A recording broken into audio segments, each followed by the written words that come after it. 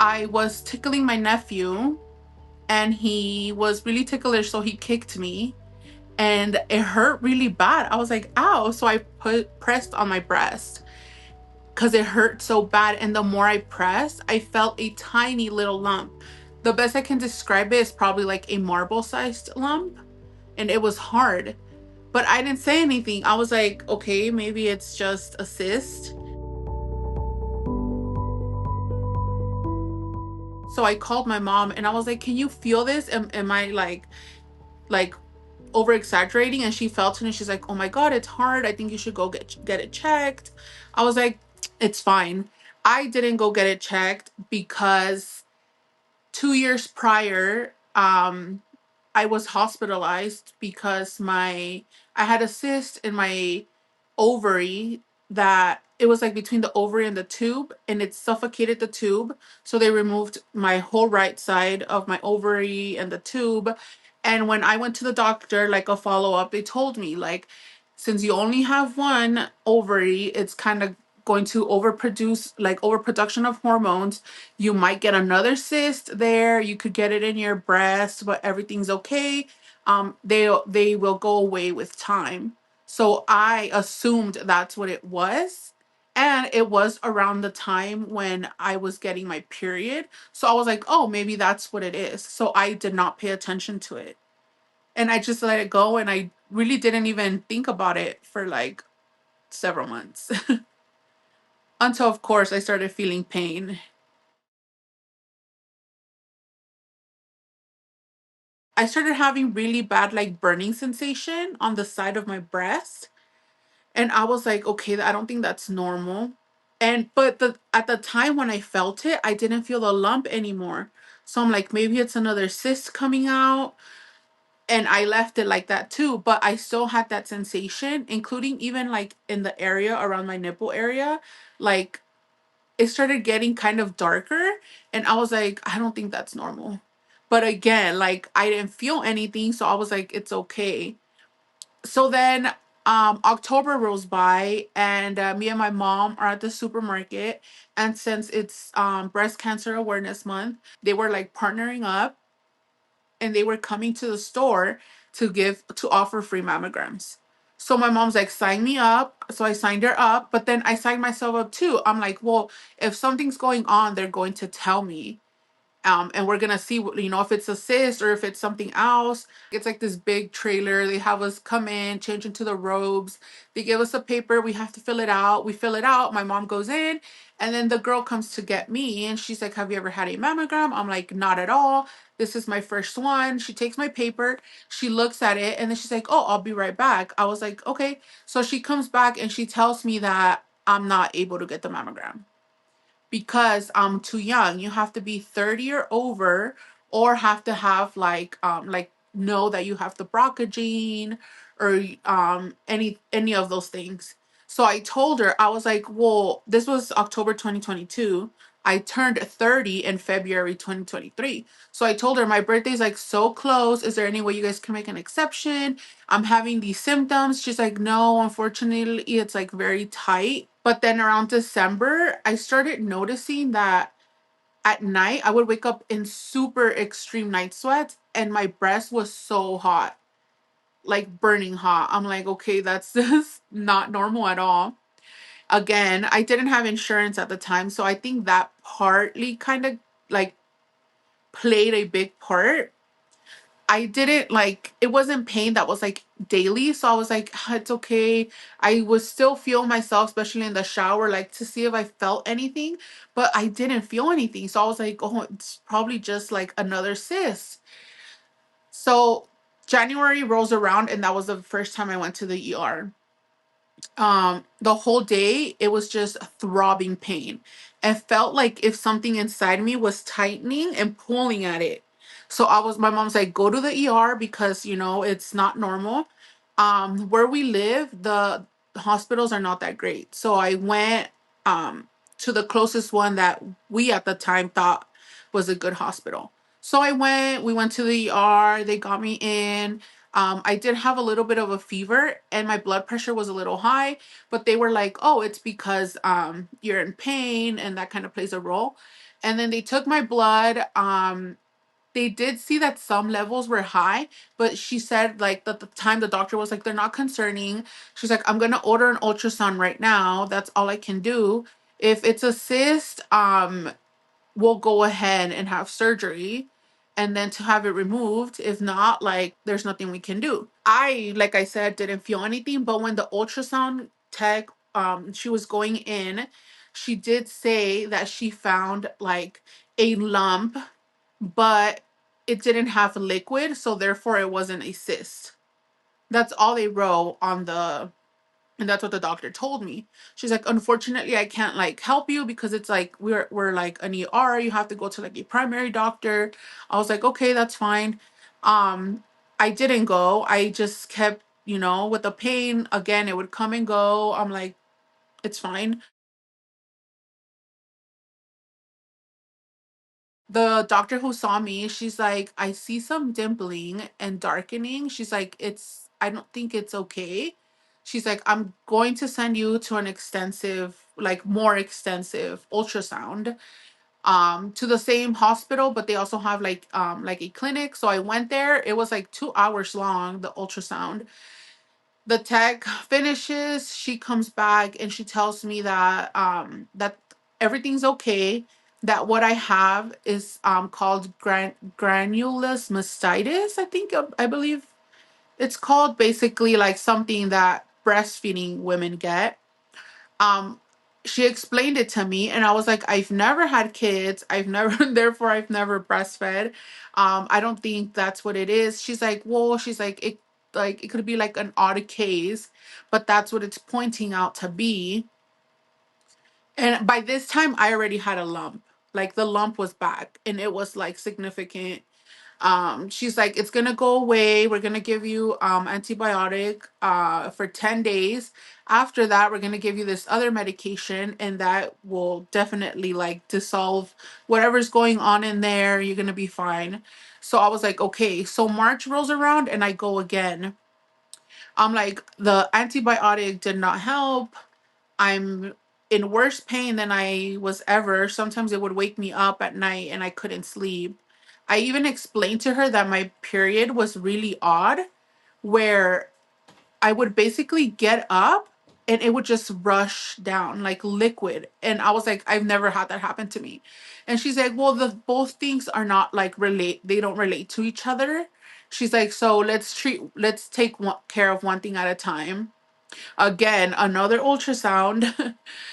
She's like, there's no liquid in the lump, but she's like, it just seems like very dense. And then she's like, she sent me home again with ibuprofen. She's like, just wait it out. It has to go away. Like, it's nothing serious. So I go home. Unfortunately, that month of March, my grandmother passes away. So my grandmother, to me, she was like my soulmate, my best friend, my everything. So I was just like in this intense state of grief, to where like I didn't pay attention anymore to what was going on with my breast. I was like I just didn't have the mindset for it. However, in April, that's when things started getting weird. My nipple was now inverted. So I went again to the ER. And this time a breast surgeon saw me. I was like, I need someone to come take a look. Like, someone needs to tell me what's going on. There was no discharge, nothing, but now my whole breast would get red and stay red. Like, it was just this pink, intense color. And the lump was so significant that, like, when I would put like a sports bra on, you could see it through. So she came to take a look. She was like, oh my God. Like, that's literally her reaction. She came in and saw, she's like, oh my God. She's like, I am so sorry. She's like, I'm gonna call my higher up to come take a look and I'll be right back. They came back like 30 minutes later. They took pictures. She told me, I'm gonna take over this case. She's like, we don't know what it is, which I'm pretty sure she knew what it is. She knew what it was, but she didn't tell me anything. She's like, take these pain pills, are going to help you. It was oxycodone. I knew what that medicine was and I didn't like it just because they had prescribed that to me in my past surgery. So I was like, I'm not taking it. It's fine. I'll deal with the pain. Um, so then this was a Friday. It was like Friday morning because I went at midnight the day prior. She's like, when you get out of here, call my office, tell them, she gave me her name. She's like, that I sent you and to give you the soonest appointment that's available. I was like, okay, that's fine. I get out of the hospital. My sister-in-law's with me. She's like, you should call now before we hit the road. I was like, okay. So I called, and whoever answered me, she was like, I can't not give you an appointment because first of all, you have no insurance, and these appointments could run in the thousands, so we can't like be liable if you can't afford to pay. And she didn't give me the appointment. I was like, I didn't even know that was a thing where like they could deny you an appointment. So I was like, okay. So I left it at that. I was angry. I was still grieving because this was like weeks apart from when my grandmother had passed. And I was like, I'm over it. Like I was throwing in the towel because it was like all these hospital visits and none of them would tell me like if something was wrong. So then during the whole month of May, I just dealt with the pain. I would cry. I would take hot showers like in the tub. I would rub literal like Advil cream on my whole breast to see if that would help, lidocaine, everything. So in one of those instances, this was towards the end of May. I can't remember the exact time, but me and my sister-in-law had gone to Target, and I told her, I was like, you know what, the pain is so bad I have to go to the car. Um, and someone behind me overheard what was going on, and she said, I'm sorry, like I didn't mean to eavesdrop. She's like, I had breast cancer 5 years ago. She's like, I'm not saying that's what you have. She's like, but if you want to get checked, there's this program called Every Woman Counts. She's like, but your doctor has to sign you up. And I told her, I was like, unfortunately I don't have insurance and I don't have a doctor. And she's like, do not worry about that. That's what the program is for people who don't have insurance. She said, go to your the community clinic, and then she mentioned to me where it was. So I go the next day to the women's center. I fill out, the paperwork. I change. He's like, I have to do an ultra. He's like, I know you've been through so much with ultrasounds, but I that's the protocol of the program. If the ultrasound shows that something is wrong, then we'll go straight to the mammogram. Come with me. I'm about to get a mammogram and an ultrasound to find out if I have breast cancer. I know, insane, right? So he starts on the ultrasound, which wasn't even like 3 minutes. I'm not even kidding. It was so fast. He's like, you know what? Let's go straight to the mammogram. The mammogram was like 20 minutes long, and it was one of the most painful things I have been through because the tumor, now at the time I didn't know, but the tumor was just so big and already necrotic that like the pushing of the machine was just like a lot. Like I literally wanted to cry, but I was like, hold it in. We finished the mammogram. He told me, go change. After you change, wait for me at the waiting room. Give me like 15 minutes and we'll discuss your results. He sits down in front of me, and like he tells me, do you want to call a family member? And like I just felt like the blood from my head rushed all the way to my head. Like it was, I already knew for some reason, like even though I had never really seen anybody being diagnosed, or I didn't know anyone with breast cancer. I kind of knew. And I was like, no, it's fine. You can tell me. I think I already know what you're going to tell me.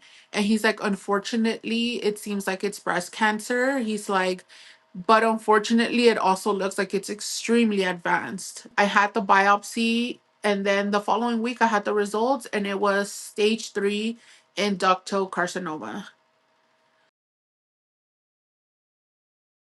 When he asked me if I wanted someone like to call family member, I've never experienced that type of feeling. The only time I've experienced something like that was when they told us my grandmother had passed, but that was a complete different feeling. This feeling was different. Like I felt something in the pit of my stomach, and I started shaking for some reason. I was like, okay, I have to calm down. So I was like, nowadays cancer does not equal death. That's what I kept telling myself in my head. Like, you're not going to die, you're not going to die. I still spent like a couple more minutes there because he wanted to give me paperwork and schedule the biopsy. So after I left, I sat in my car, and I remember perfectly. I turned it on, and like my one of my all-time favorite songs came on. It's called Ribs by Lord. And I just started bawling. I'm like, how am I going to tell my mom? How am I going to tell my dad? Like, my grandmother had just passed away. My mom's going to be, she's already heartbroken. She's going to be devastated. Like, I wasn't even thinking about myself. I was thinking about how it's going to affect other people. And so I called my godmother. She's very like faith driven. I told her, I was like, how am I going to tell my mom? Like, I don't want to upset her. And then she's like, you have to be upfront and tell her, because if you don't tell her, it's gonna hurt her feelings more. I called my sister-in-law. I'm like, you know what? This is what is happening. It's cancer. And she just stayed quiet, and she was like, I'm heading home to the house right now because my mom used to babysit my nephews, and she works from home. So she's like, I'm gonna head over there right now. I was like, okay, I'm gonna wait a little because I want you to get there first so you could be there in case, like, my mom gets sick or something. And so I get there. I sat still outside of the car for like 15 minutes because I couldn't go into my home. Like, it just felt weird going in there. I don't know how to explain it. I was still shaking, but I felt like my throat was closing in. I don't know how to explain it. It's horrible. I was like, I can't talk. How am I going to tell her? So I come in, I go straight to the kitchen, and I drink water, and I'm like, okay, I have to tell her. She's like, what happened? What did they tell you? And she was speaking to my aunt. They were on FaceTime, and she saw my face, and she's like, what happened? And I was like, what do you mean? She's like, yeah, tell me what's wrong. Something's wrong. And I told her, I was like, it's not good news. It's breast cancer. And her and my aunt just started screaming and crying. And I'm like, it's going to be okay. Like, that's all I kept saying. It's going to be okay. Like, in Spanish and English, in both languages. I was like, it's going to be okay. It's going to be okay. We're okay. Everything's okay. Calm down. Like, it's going to be okay. And that was that. After that, like, I didn't really cry or think about it. To me, it was kind of like, well, if it's not in my mind, like, I'm not attracting like any negative emotions to it. I'm just gonna wait to see what happens. And that was that. During that time when I was at the hospital, the cardiologist told my sister-in-law that he had a friend who worked across the street at this place called City of Hope. And I'm gonna mention them because they've been nothing but great to me. And she came to see me, the oncologist. We spent like 2 hours talking. So while we were there, they did the scans.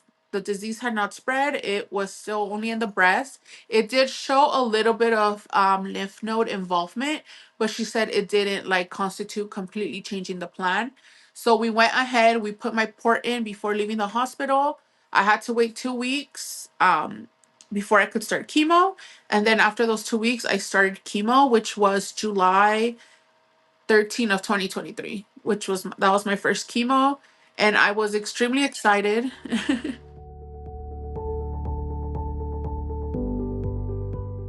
Fight for what you're feeling, because I didn't. I just went with what they told me because I know doctors, you can trust them, but sometimes there's people who genuinely like probably don't care too much. And so they don't care to like take a deeper look or possibly look into, oh, it might be this, let's look into it. I just want to say, like, keep fighting, keep going, keep pushing. I know that sometimes, at least in my case, I didn't want to come off as like pushy or annoying, so I would just stay quiet. And I just want to say, do not stay quiet. If you feel something, then something's going on, and just keep fighting to get those tests. And another thing, you are not ever too young for cancer.